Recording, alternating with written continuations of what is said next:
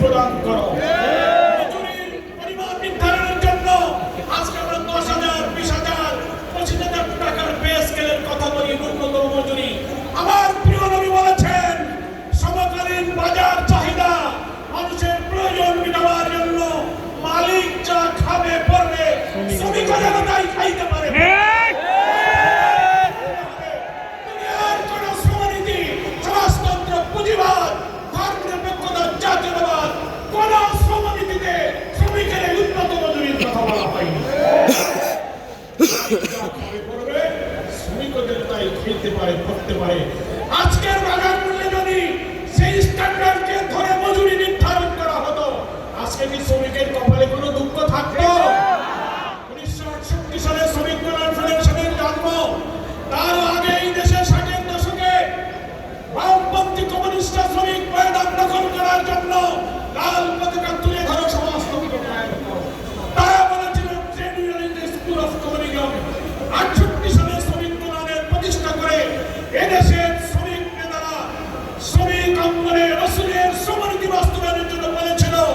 রাসূলের সেই আদর্শ বাস্তবায়নের জন্য ইসলামী সমাজ প্রতিষ্ঠার সংগ্রাম আর ইসলামী শ্রমনীতির সংগ্রামকে এক অভিন্ন সংগ্রামে পরিণত করতে হবে। সাধ্যের অতিরিক্ত বোঝা চাপিও না। শ্রমিকের সাধ্যের অতিরিক্ত ডিউটি করলে তাকে অতিরিক্ত মজুরি দাও।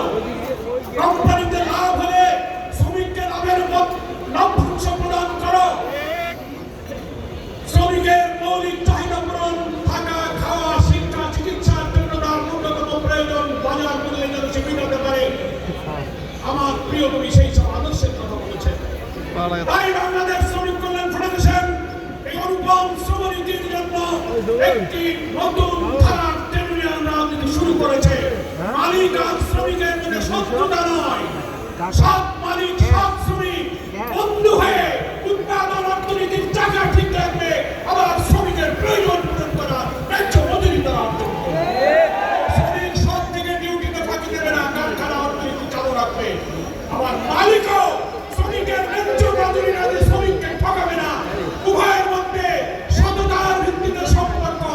বামপন্থী কমিউনিস্টরা বলে শ্রেণী সংগ্রাম হচ্ছে পৃথিবীর ইতিহাস, ক্লাস স্ট্রাগলের কথা বলেন। শ্রমিক কল্যাণ ফেডারেশন নতুন ধারায় বলে না, শ্রেণী সংগ্রাম নয়, সত্য মিথ্যা দ্বন্দ্বই হচ্ছে পৃথিবীর ইতিহাস।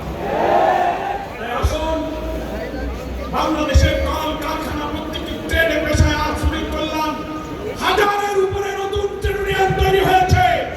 পরিবহন, রিক্সা, রাস্তাঘাটে যত পেশা আছে, কৃষি, রেল, বন্দর, পাটকল, সুতাকল, চিনিকল, যত পেশা তত ট্রেড ইউনিয়ন গড়ে তুলে আমরা শ্রমিক সমাজকে আদর্শ, চরিত্র, নৈতিকতা শিক্ষা দেব।